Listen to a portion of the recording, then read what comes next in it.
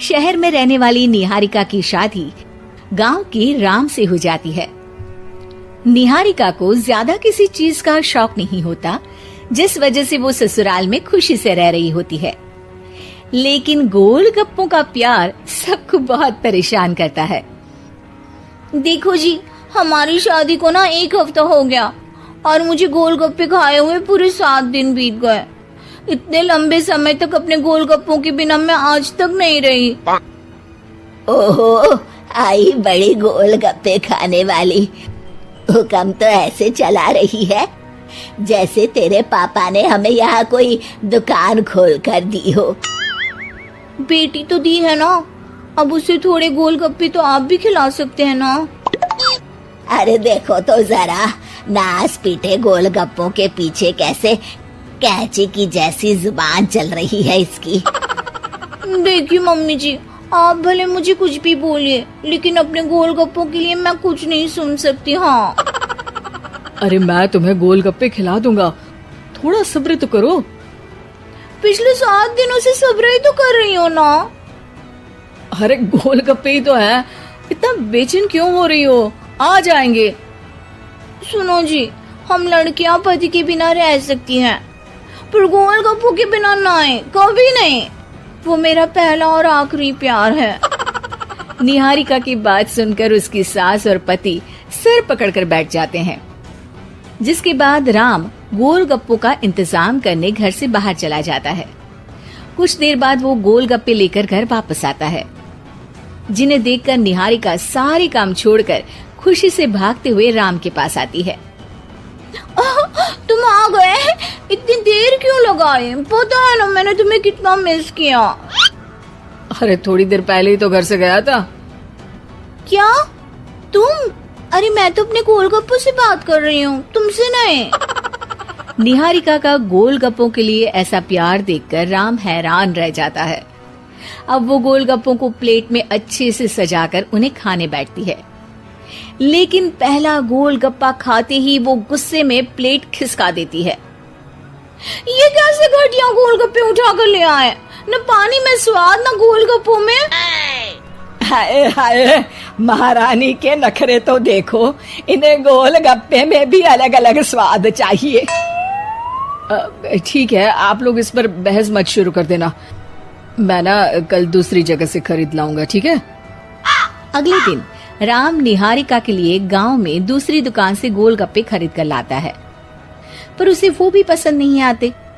जिसके बाद बहुत दिनों तक यही सिलसिला चलता रहता है, जिसमें राम अपनी पत्नी के लिए दूसरे गांव तक जाकर वहां से भी गोलगप्पे खरीद कर लाता है, पर निहारिका को कहीं के कोई भी गोलगप्पे पसंद ही नहीं आते। तुमको तो अच्छे गोलगप्पे की पहचान करना आता ही नहीं है। तुमको गोलगप्पे का प्यार पता ही नहीं है, तुमसे कुछ होता ही नहीं है। अरे तुमसे बहुत होता है तो तुम खुद कर लो ना।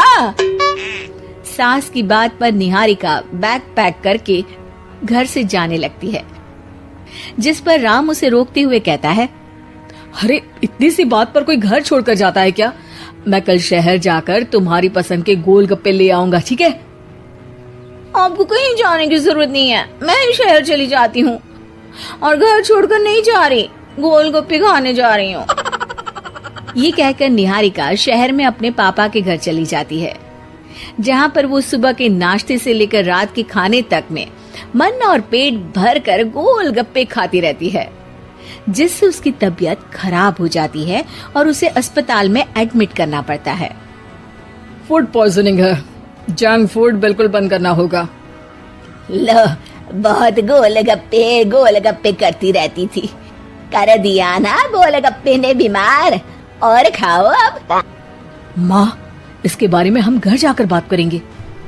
कुछ दिनों में निहारिका ठीक होकर अपने ससुराल वापस आ जाती है, जिस पर एक बार फिर सास बहू की नोकझोंक शुरू हो जाती है। अब थोड़े दिन अपने प्यार से दूर रहना, नहीं तो इस बार सीधा भगवान के घर पहुंच जाओगी। इस बार सास की बात का कोई जवाब दिए बिना निहारिका अपने कमरे में चली जाती है। बीमार होने की वजह से निहारिका गोलगप्पे तो खा नहीं पाती, लेकिन अभी भी उसके मन में हर वक्त उन्हीं के ख्याल चलते रहते हैं। हाय मेरे प्यारे गोलगप्पे, इस कल मुझे फूड पॉइजनिंग ने मुझे मेरे प्यार से दूर कर दिया। मेरे गोलगप्पों, मुझे तुम्हारी बहुत याद आ रही है। अगर मैंने तुम्हें खाया तो मम्मी जी तानों के ही गोलगप्पे बनाकर मुझे खिला देंगी।